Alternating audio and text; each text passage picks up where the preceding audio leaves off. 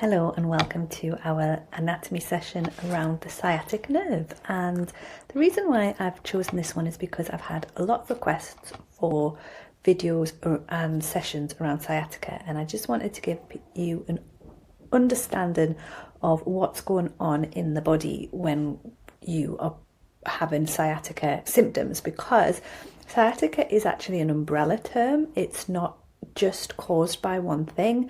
We use the word sciatica when there is any irritation in the sciatic nerve, and this can be caused by a number of things, and depending on what the cause is going to say what we're going to do to make the symptoms alleviate. And you can't always know immediately from feeling it what is causing it. So I just wanted to give you a little bit overview of a couple of the things that could be going on with your sciatic nerve, and maybe just have a little look inside the sciatic nerve anyway, because it's quite interesting. So here we have the pelvis, and I have taken out all of the glute muscles, and I have shown the nervous system so that you can have a little look at what's going on with the nerve. And here we have our beautiful sciatic nerve, and it is, as you can see here, it's really thick. And the reason why it's really thick is because it's like the tree branch that's going to turn into all of the nerves around the foot and the back of the leg. So it travels all the way down to the foot. And obviously we have nerves in our toes, we have nerves for each one of our toes, we have nerves in the bottom of our feet.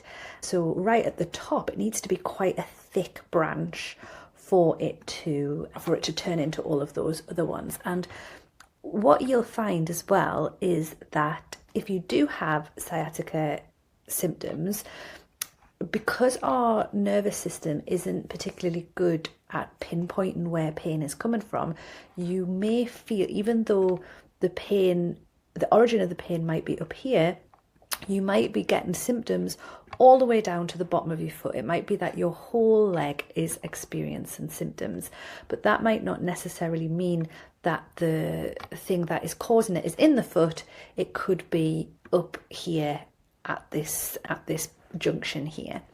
So we have this lovely thick sciatic nerve running through, and this muscle here is called the piriformis, and this is the muscle that we stretch when we do our figure 4 stretching. So you know, when you cross one leg over the other leg like that and you pull your knees in towards your chest, or in pigeon pose, this is the muscle that we are stretching here. And this muscle is a stabilizing muscle. It rotates our leg as well, so it like moves our leg in and out, and it's a hip stabilizing muscle as well, and that works alongside the glute muscles. So the glute muscles are these lovely thick, big, chunky muscles up here. So this is your glute maximus. So your glute maximus is the muscle that gives you a lovely shaped bubble butt.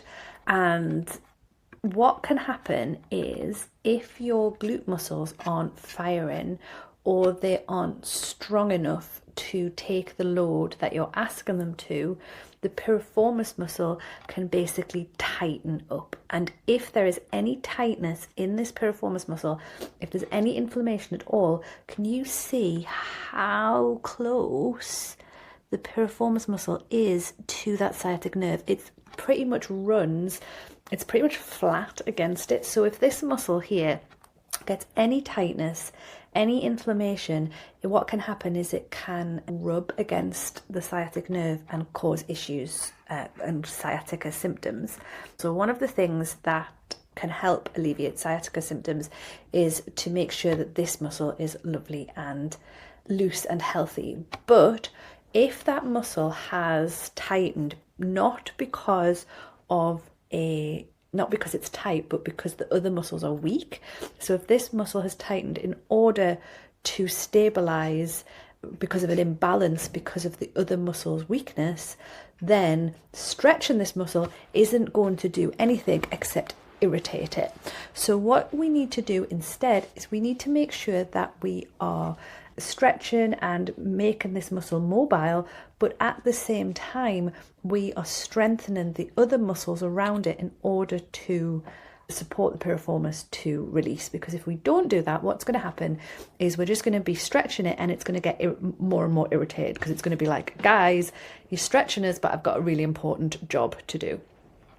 So what we want to do is also not just focus on static hold stretchings. Our nerves, you probably can't see this in this, but our nerves have a sheath that they like to sit in. And so if you think about a hose, so if you think about a garden hose that you have pulled out, and imagine your garden hose has got stuck on, you've pulled it out and you've got it round and it's got stuck on something. So the garden hose is that's like your nerves. You're just pulling it. And you're pulling it and you're pulling it. What's going to happen is it's just going to get really irritated. So what you need to do is you need to move it backwards and forwards. And this is called nerve flossing. And we do loads of this in my classes, because we do, when we straighten out the leg and then we bend it again, we straighten out the leg and we bend it again. This is all nerve flossing. So what you do is you do simple movements, like repeating them, rather than putting it into a deep stretch and holding it for as long as you can. Now, the other thing that can cause sciatic pain is not here, but actually from a disc. Can you see that it branches all the way up to here? The nerves actually run up to the spinal column here. So if you have any bulges in your disc here, that can also press against the nerve and create sciatica. If you have sciatic symptoms because of this, then some of the poses that you would do to stretch and strengthen the glutes might actually be contraindicated, because you wouldn't do them if you had a bulged disc. So I always, if somebody has sciatica, I always say, do you know what's causing it? Has a bulged disc been ruled out?